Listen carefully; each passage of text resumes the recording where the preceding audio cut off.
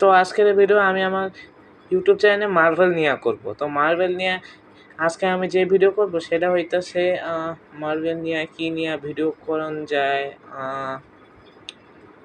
Marvel হইতেছে Spiderman নিয়ে। তো এর প্রথম সিনেমা তো 2002 সালে আসছিল, যেটা টোবি ম্যাগুয়ার অ্যাক্টিং করছে আর স্যাম রেমি ডিরেক্ট করছে। তারপরে 2টা সিকুয়েলও আসছিল। তারপরে দ্য অ্যামেজিং স্পাইডারম্যান পার্ট 1ও আসে। তারপরে সিকুয়েল আসছে।